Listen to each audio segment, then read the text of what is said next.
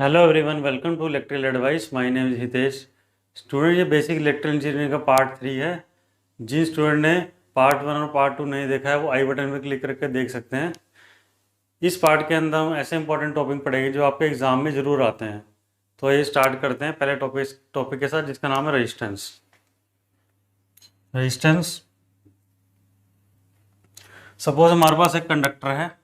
Conductor को जब हम सप्लाई देते हैं तो इसके अंदर जो फ्री इलेक्ट्रॉन्स हैं वो पर्टिकुलर डायरेक्शन में मूव करते हैं। जब ये फ्री इलेक्ट्रॉन पर्टिकुलर डायरेक्शन में मूव करते हैं तो इस कंडक्टर के अंदर एटम्स और मॉलिक्यूल्स होते हैं, वो इलेक्ट्रॉन के साथ कंबाइन करते हैं और कोलाइड करते हैं, जिसकी वजह से जो फ्लो ऑफ करंट है उस पर इफेक्ट होता है। मतलब जो एटम्स और इलेक्ट्रॉन्स हैं, एटम्स और मॉलिक्यूल्स हैं, वो इलेक्ट्रॉन के फ्लो को अपोज करते हैं। तो कोलिजन की वजह से क्या होता है, हमारे पास हीट भी प्रोड्यूस होती है। तो डेफिनेशन के अकॉर्डिंग क्या होता है, it is the opposition offered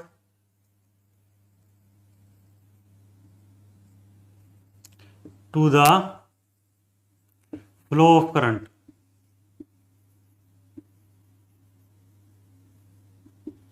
definition इसकी ये है, it is the opposition offer to the flow of current is called resistance. अब जो रेजिस्टेंस होता है इसके यूनिट होते हैं ओम। ये आपने ध्यान रखना, यूनिट जो होते हैं ओम। और हम सिंबल की बात करते हैं, सिंबल जो है इस तरीके से इसका शो करते हैं। तो ये आपको याद रखना है, आपके एग्जामिनेशन के हिसाब से बहुत इंपॉर्टेंट है। उसके बाद देखते हैं कि रेजिस्टेंस है किसी कंडक्टर का, वो किन किन चीज़ों पे डिपेंड करता है।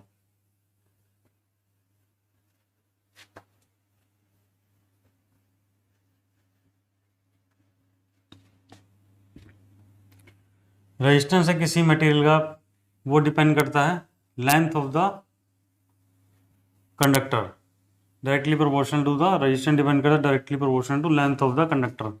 अगर किसी कंडक्टर की लेंथ ज़्यादा है तो रेजिस्टेंस ज़्यादा है। डायरेक्टली का मतलब है सेम प्रोपोर्शन वेरी करेगा, अगर लेंथ ज़्यादा है तो रेजिस्टेंस भी ज़्यादा है। अगर किसी कंडक्टर का लेंथ कम है तो उसका रेजिस्टेंस भी कम होगा। इसी तरीके से रेजिस्टेंस है किसी कंडक्टर का इन्वर्सली प्रोपोर्शनल है एरिया ऑफ क्रॉस सेक्शन।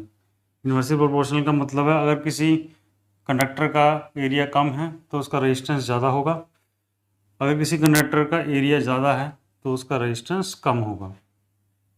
और ये डिपेंड करता है नेचर ऑफ मटेरियल, कि किस मटेरियल का जो है कंडक्टर बना हुआ है, उसका एटॉमिक स्ट्रक्चर क्या है। Nature of material, that is atomic structure. Atomic structure पर डिपेंड करता है रेजिस्टेंस ऑफ द मटेरियल। और टेम्परेचर, टेम्परेचर पर भी डिपेंड करता है। अब इन चीज़ों को हम कंबाइन करके लिखते हैं, टेम्परेचर को नेगलेक्ट करते हैं। तो हमारे पास आ गया रेजिस्टेंस डायरेक्टली प्रोपोर्शनल है length of the wire, inversely proportional है एरिया ऑफ क्रॉस सेक्शन। तो ये फार्मूला आपको ध्यान में रखना है।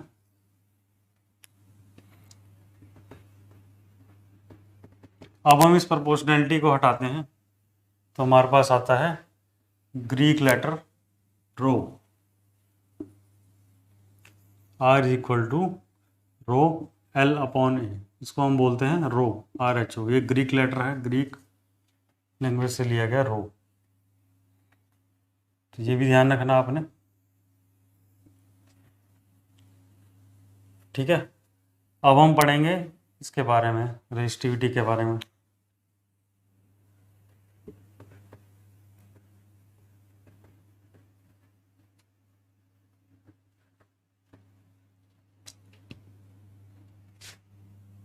रेजिस्टिविटी,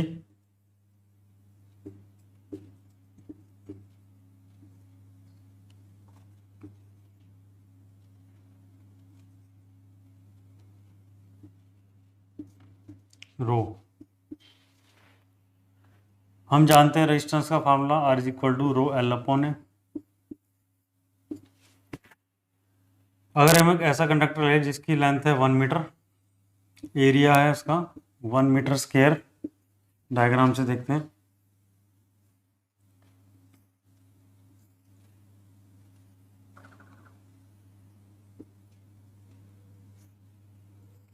हमने कंडक्टर लिया जिसकी लेंथ है 1 मीटर, उसका एरिया ऑफ क्रॉस सेक्शन है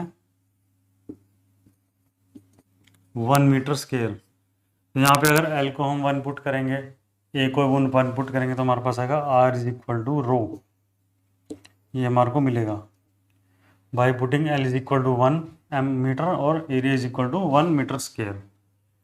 अब इसको हम कैसे डिफाइन करेंगे रेजिस्टिविटी को?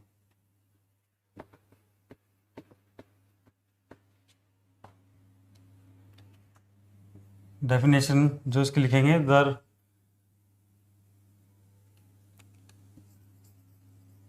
Resistance offered by the length of wire by the 1 meter, resistance offered by the 1 meter length of wire having area of cross section of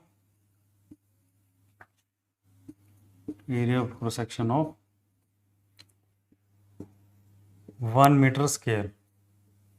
The resistance offered by the 1 meter length of wire having area of cross section of 1 meter square, ये इसकी definition है। अब इसका unit कैसे निकालेंगे हम? वही formula हमारा R is equal to rho L upon है, क्रॉस मल्टीप्लाई करेंगे तो हमारे को मिलेगा rho is equal to R A upon L. Unit क्या है रेजिस्टेंस के? ओम, एरिया के मीटर स्क्वायर, लेंथ के मीटर, तो यहाँ से कैंसिल हो जाएगा। तो हमारे पास जो यूनिट आ जाएंगे वो आ जाएंगे हमारे पास ओम मीटर। ये आपने ध्यान रखना है, याद रखना है, रेजिस्टिविटी के यूनिट होते हैं वो हमारे पास होते हैं ओम मीटर। ये एग्जाम में 1 नंबर में आया था आपके। अब हम रेजिस्टिविटी का दूसरा नाम भी है, उसको हम बोलते हैं specific resistance.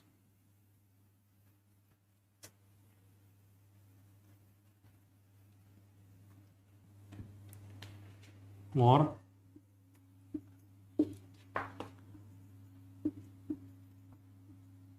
Specific resistance, specific क्यों बोल रहे हैं रेजिस्टिविटी? क्योंकि इसका एक स्पेसिफिक वैल्यू है रेजिस्टेंस की, जिसकी लेंथ है 1 मीटर और एरिया जो है वो 1 मीटर के। एक स्पेसिफिक लेंथ है कंडक्टर की, इसलिए इसको हम बोल रहे हैं स्पेसिफिक रेजिस्टेंस। ये आपने रेजिस्टिविटी और रेजिस्टेंस में डिफरेंस याद रखना है। एक मैं डिफरेंस और रेजिस्टिविटी में बताए थे। रेजिस्टेंस जो है वो बताता है कि कंडक्टर है वो कितना अपोज कर रहा है फ्लो ऑफ करंट को, और रेजिस्टिविटी बताती है मटेरियल जो है वो कितना अपोज कर रहा है करंट को। ये दोनों में बेसिक डिफरेंस है। नेक्स्ट बात करते हैं हम कंडक्टेंस की।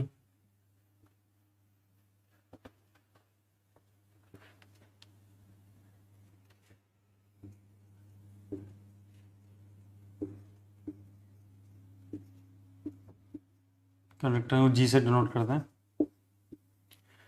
हमने पढ़ा था रेजिस्टेंस क्या होता है, एक प्रॉपर्टी होती है कंडक्टर की जो अपोज करती है फ्लो ऑफ करंट को। इसी तरीके से कंडक्टेंस भी एक प्रॉपर्टी है, कंडक्टर भी प्रॉपर्टी है कंडक्टर की जो अलाउ करती है it is that is conductance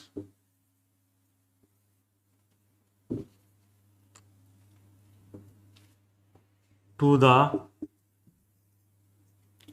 flow of current.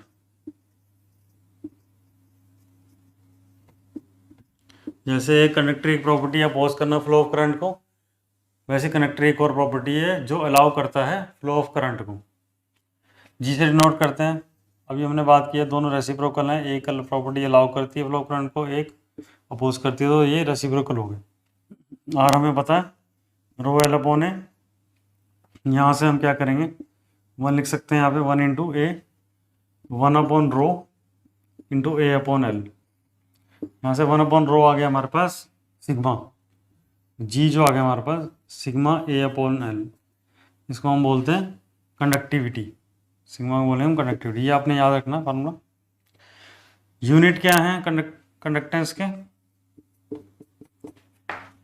Unit है मोहो, जैसे ओम था, रेजिस्टेंस का इसका उल्टा कर दिया MHO, मोहो। कंडक्टेंस की यूनिट है मोहो। अब देखते हैं हम कंडक्टिविटी।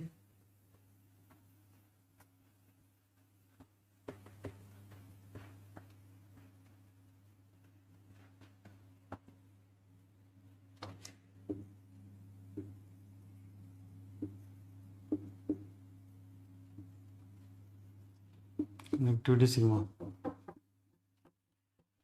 जिस तरीके से रेजिस्टिविटी प्रॉपर्टी थी मटेरियल की, उसी तरीके से कंडक्टिविटी भी प्रॉपर्टी है मटेरियल की, जो अलाउ करती है फ्लो ऑफ करंट को। तो G is equal to sigma A/L। यहाँ से सिग्मा कितना आएगा, कंडक्टिविटी कहते हैं इसको, GL/A। अगर हमने इसके यूनिट निकालने हैं तो कैसे निकालेंगे, कंडक्टेंस की यूनिट मोहो, लेंथ के मीटर, एरिया के मीटर्स के, यहाँ से कैंसिल हो जाएगा। तो यूनिट जो आ गए हमारे पास कंडक्टिविटी के, वो मोहो पर मीटर आ गए। ये भी याद रखना आपने। हमारा नेक्स्ट इंपॉर्टेंट टॉपिक है EMF एंड पोटेंशियल डिफरेंस, मतलब electromotive force and potential difference. सबसे पहले देखते हैं इलेक्ट्रोमोटिव फोर्स। डेफिनेशन के according the amount of energy supplied by the source to each column of charge is known as electromotive force. कहने का मतलब है जितनी भी एनर्जी सप्लाई की जाती है हर एक कूलम ऑफ चार्ज को, उसको हम बोलते हैं इलेक्ट्रोमोटिव फोर्स। पोटेंशियल डिफरेंस की डेफिनेशन अगर देखते हैं हम, तो the amount of energy used by 1 coulomb of charge in moving from one point two another, मतलब जितनी एनर्जी यूज़ की है एक कूलम ऑफ चार्ज ने एक जगह से दूसरी जगह जाने में, उसको हम बोलेंगे पोटेंशियल डिफरेंस। एक एग्जांपल के साथ समझते हैं इसको। सपोज हमारे पास दो रेजिस्टेंस है, जिसकी एक की वैल्यू है 10 ओम, दूसरे की है 5 ओम। हमने एक बैटरी कनेक्ट कर रखी है 15 वोल्ट, जिसका EMF है 15 वोल्ट, और 1 एम्पियर करंट इसमें फ्लो कर रहा है। और यहाँ पे जो EMF है, जो सोर्स है, वो 15 वोल्ट की है, मतलब 15 जूल ऑफ एनर्जी सप्लाई कर रही है हर एक कूलम ऑफ चार्ज को पॉजिटिव पॉइंट से नेगेटिव पॉइंट में जाने के लिए सप्लाई कर रही है। लेकिन जब चार्ज मान लो A पॉइंट से B पॉइंट पे जा रहा है, तो कितनी यूज़ कर रहा है वो एनर्जी, 10 वोल्ट ऑफ एनर्जी वो यूज़ कर रहा है A से B जाने में। तो इसका पोटेंशियल डिफरेंस कितना हुआ, 10 वोल्ट। जितनी एनर्जी सप्लाई करी है हर एक कूलम ऑफ चार्ज को, उसको हम बोलेंगे EMF। और जितनी एनर्जी यूटिलाइज करी है एक चार्ज ने एक पॉइंट से दूसरे पॉइंट में जाने के, उसको हम बोलेंगे पोटेंशियल डिफरेंस। तो फ्रेंड्स आज के लिए इतना ही। लास्ट वीडियो में हम पढ़ेंगे न्यूमेरिकल, जो भी हमने अभी तक 3 पार्ट्स किए हैं इलेक्ट्रिकल इंजीनियरिंग, उस पर बेस्ड, क्योंकि इनमें से आपके एग्जाम में ज़रूर क्वेश्चन आएगा। तो वीडियो पसंद आए तो वीडियो को लाइक कीजिए, चैनल को सब्सक्राइब कीजिए और वीडियो को शेयर कीजिए। अगर आपके पास कोई कमेंट है तो कमेंट कीजिए। थैंक यू, धन्यवाद, हैव ए नाइस डे।